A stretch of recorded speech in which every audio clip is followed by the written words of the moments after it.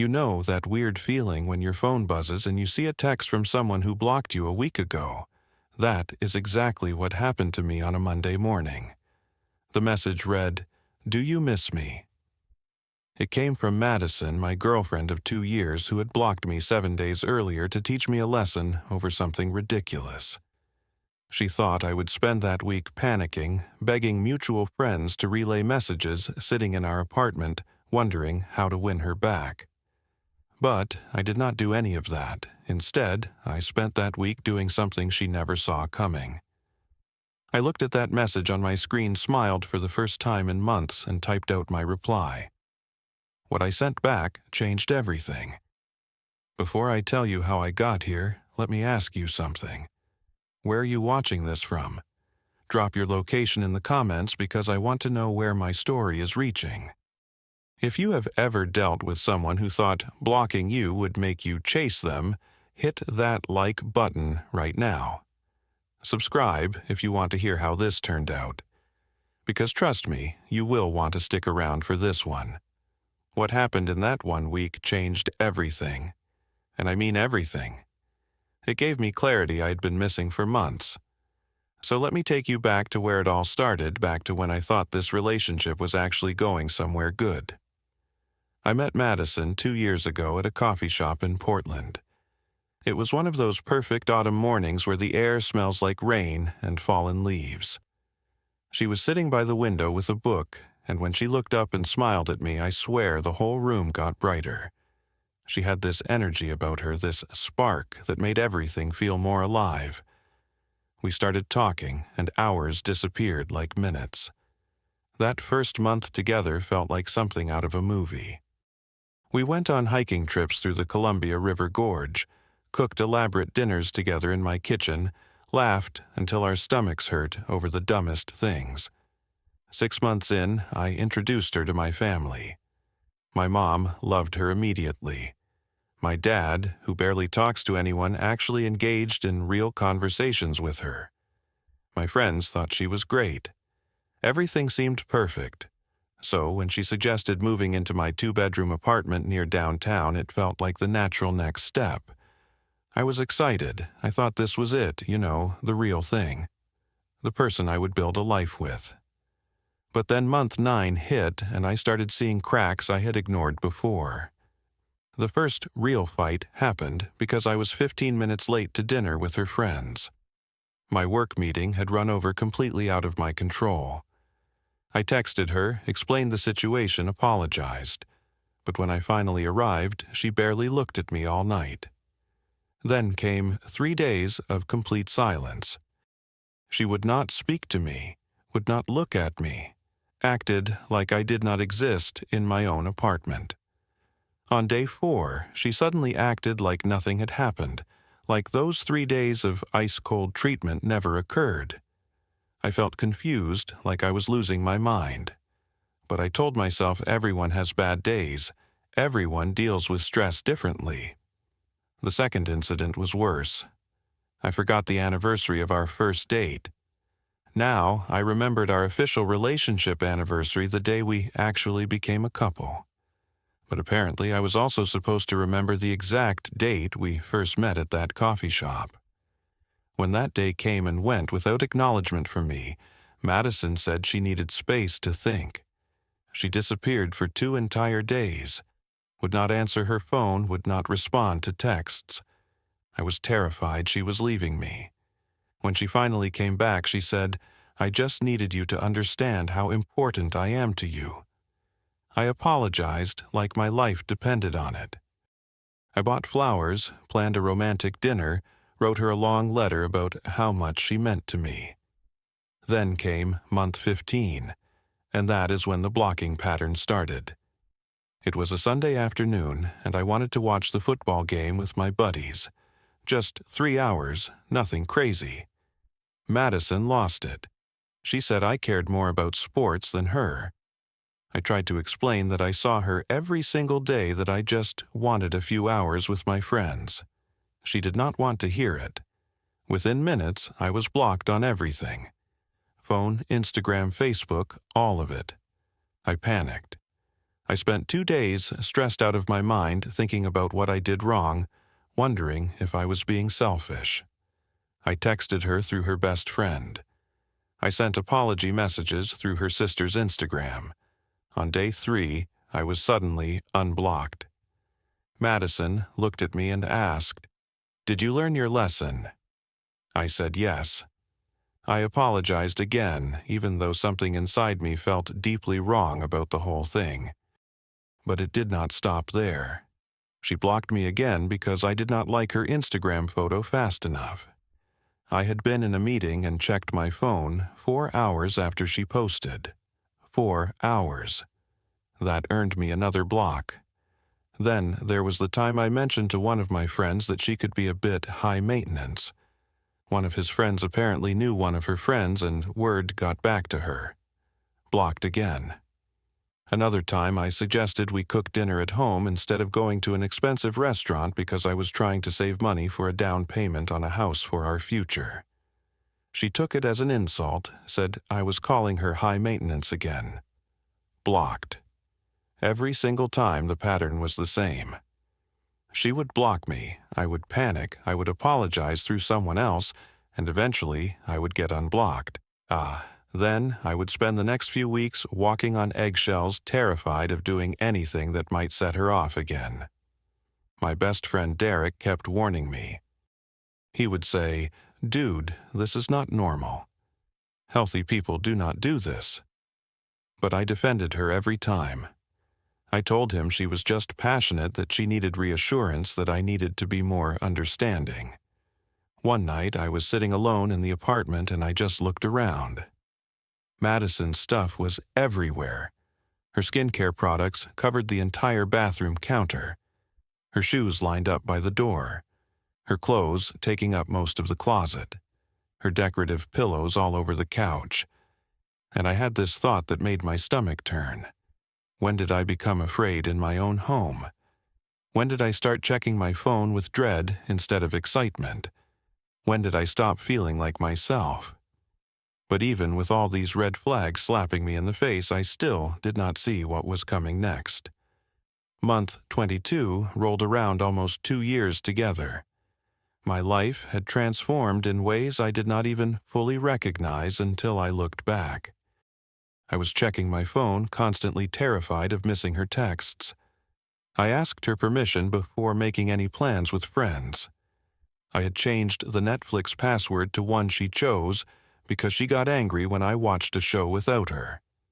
I stopped posting anything on social media because she would analyze every photo, every comment, reading into things that were not there. Derek invited me to his bachelor party weekend in Vegas.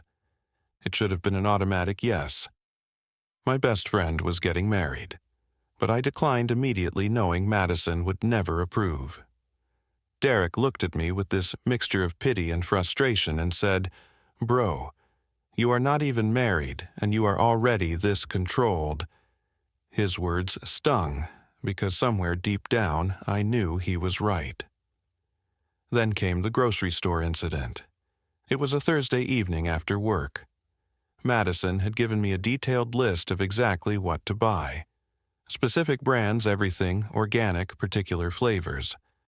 I went through that store, carefully checking off each item. But when I got to the yogurt section, they were out of her favorite brand. It was this specific organic Greek yogurt with honey flavor that she loved. I stood there for probably 5 minutes, looking at every option. Finally, I grabbed a different brand, also organic, also honey-flavored. Basically the same thing. I came home, put all the groceries away, feeling good about getting everything done. Madison came into the kitchen and started checking the bags like she always did. Then she stopped. "Where is my yogurt?" I explained that they were out of her usual brand, so I got a different one that was the same thing. She picked up the container, looked at it, then looked at me like I had committed some terrible crime. "It is not the same thing, Andy. Do you even listen to me?" I was exhausted from work, exhausted from constantly trying to anticipate her needs. I said, "Madison, it is just yogurt. I tried my best." Her face went cold. That is the problem. Your best is not good enough. She grabbed her purse and walked straight to the bedroom. I followed her, trying to reason with her, trying to ask if we could just talk about this like adults. She turned around, pulled out her phone, and blocked me right in front of me. She did it slowly, deliberately, making sure I watched.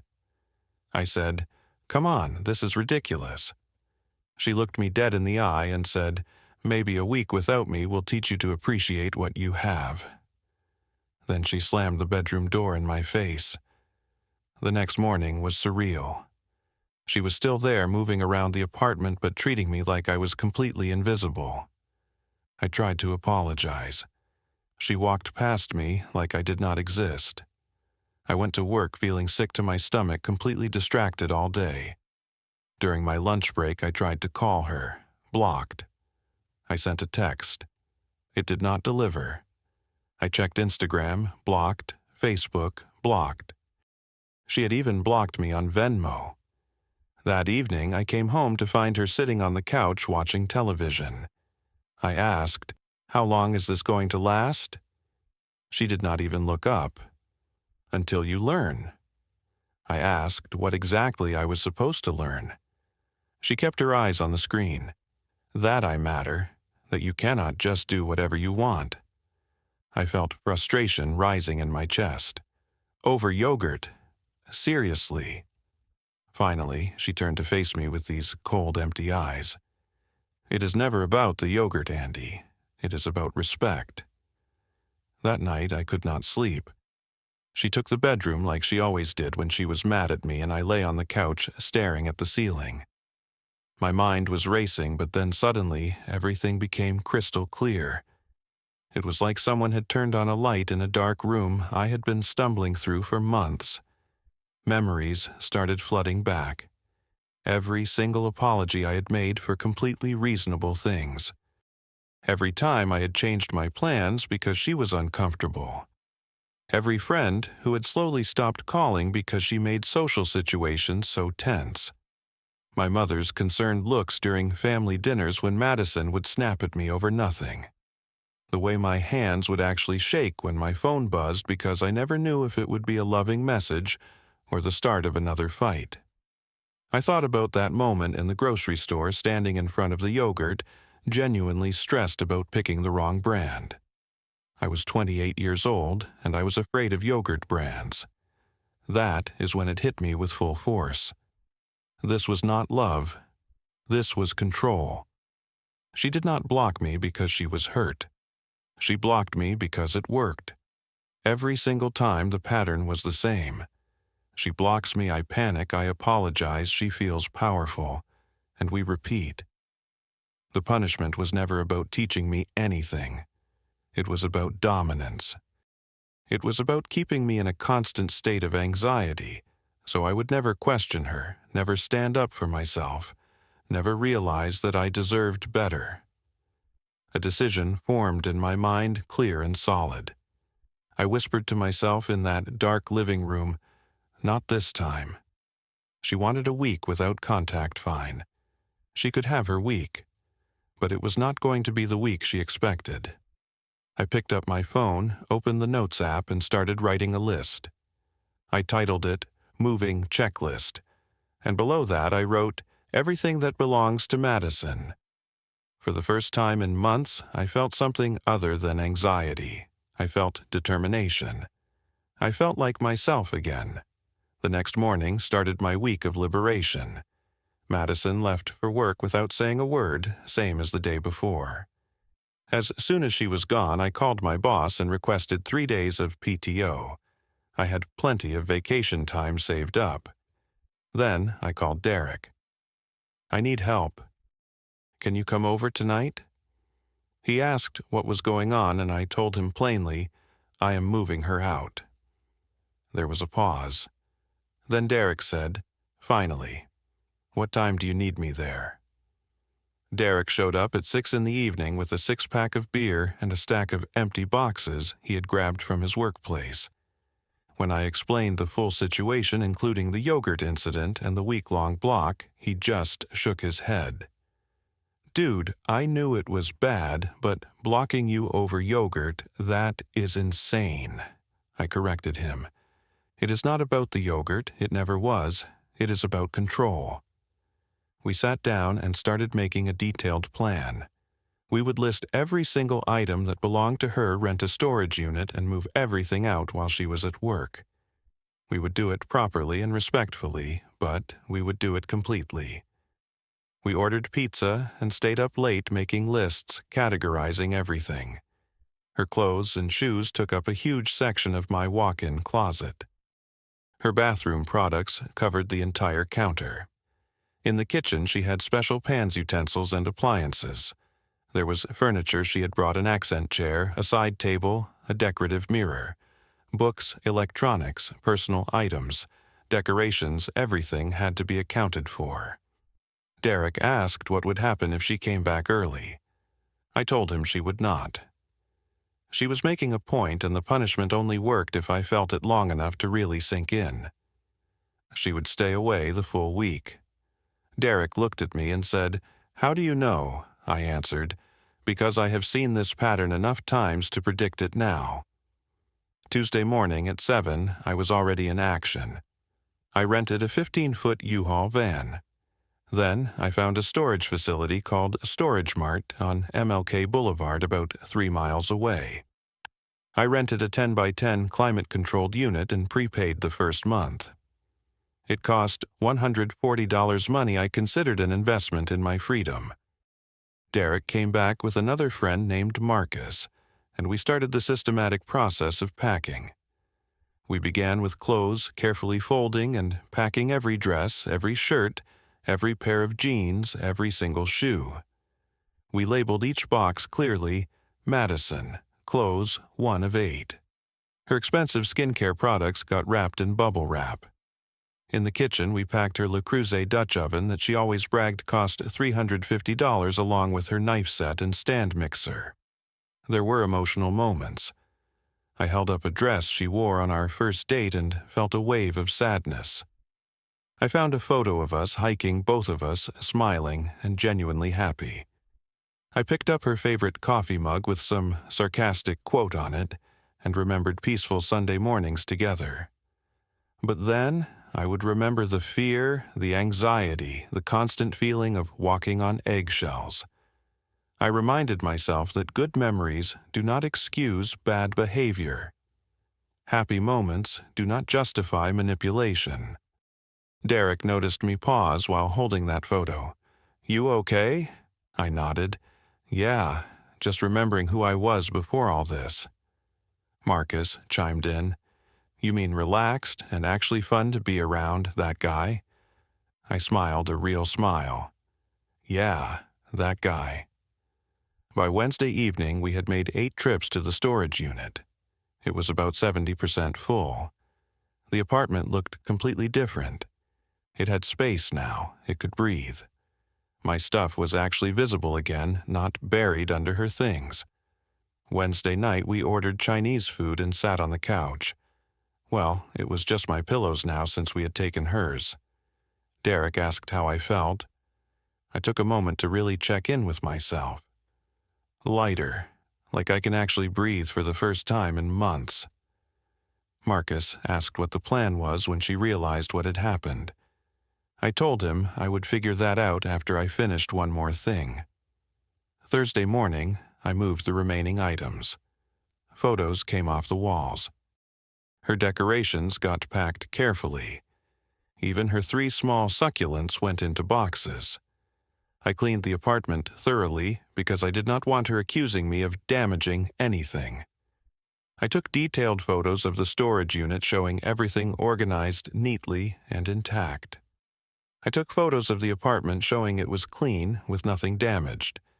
This was documentation in case she tried to claim I had destroyed or stolen anything.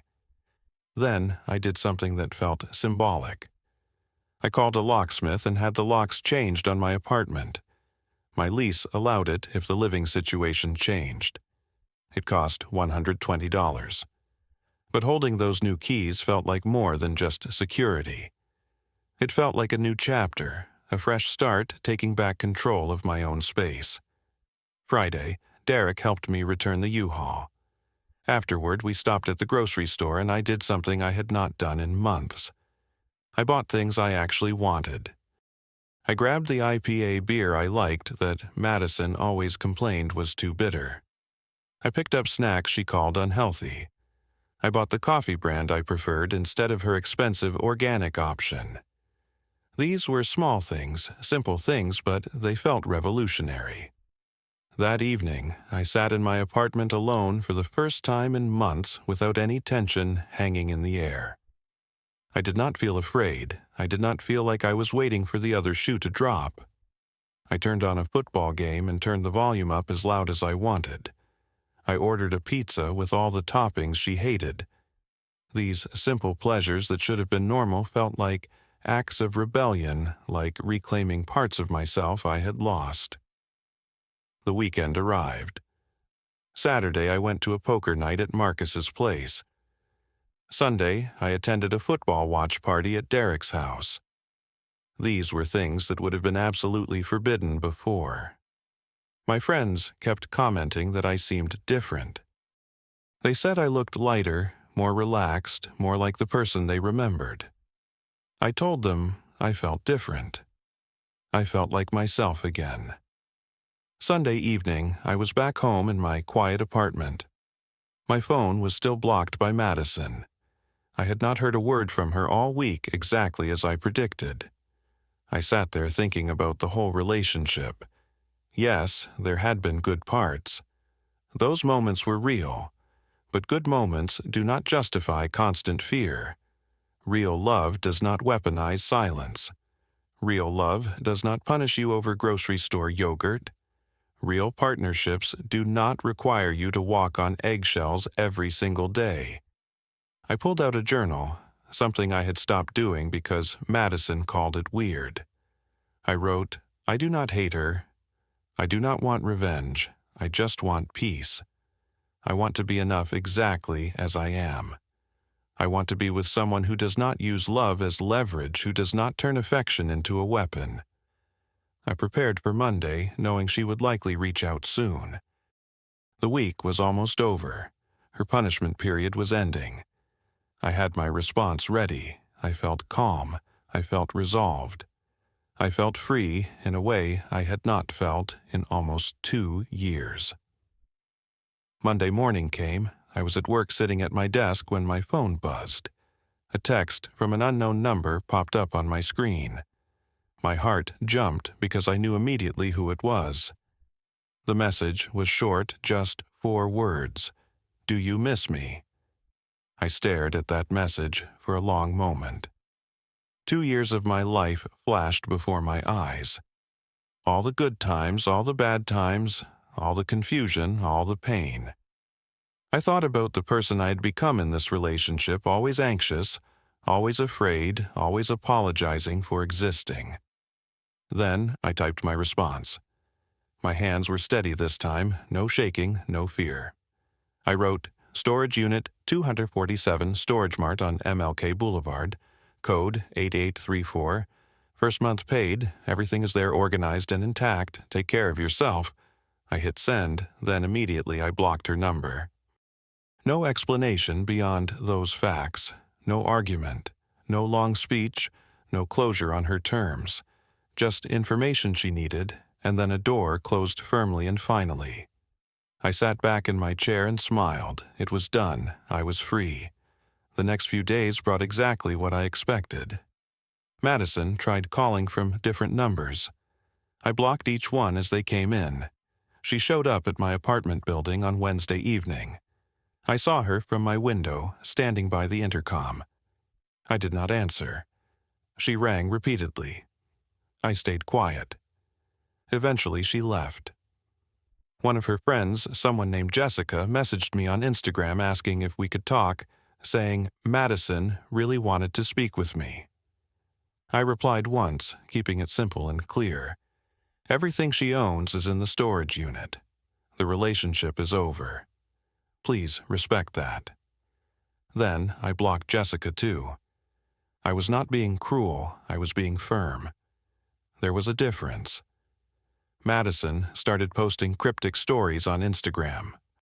Things like, "Some people change when they get what they want," and "You think you know someone, and then they show their true colors." Mutual friends reached out asking what happened. I kept my response consistent and simple. "We were not compatible. I wish her well." I did not bash her. I did not tell everyone what she had done. I did not try to make her look bad. I just moved forward. The first month after the breakup was strange. I kept catching myself in old habits. I would check my phone anxiously, then remember I did not need to anymore. I would start to ask permission for making plans, then stop myself.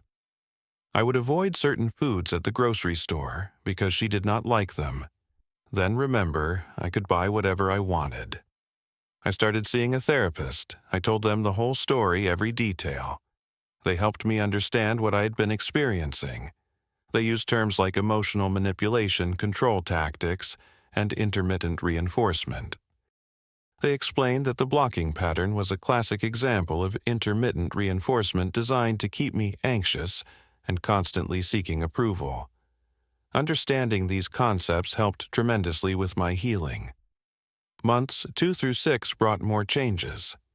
I reconnected with friends I had neglected. I picked up old hobbies I had abandoned. I started taking photos again, something I loved but had stopped because she always wanted to control what I posted. I went hiking on random weekends without having to clear it with anyone. I cooked meals I actually enjoyed instead of catering to her preferences. I started dating casually, nothing serious, no pressure. I just wanted to remember what it felt like to spend time with someone without fear.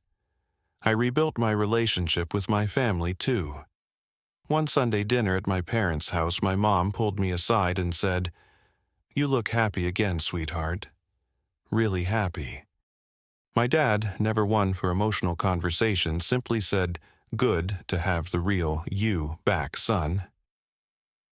One year, after that Monday morning text, I found myself sitting in the same coffee shop where I had met Madison. But everything was different now. I was there with someone new, a woman named Sarah. She was kind, communicative, and secure in herself. We had disagreements sometimes, but we talked through them like adults. She never played games. She never punished me with silence. She never used love as a weapon or made me feel like I had to earn basic respect and kindness. Sitting there with Sarah, I thought about Madison without bitterness or hatred. I just felt understanding and gratitude for the lesson. Here is what I learned from that whole experience. Love is not supposed to feel like walking on eggshells. Real intimacy is not about control. Blocking someone is not communication, it is manipulation. You cannot love someone into being healthy or whole.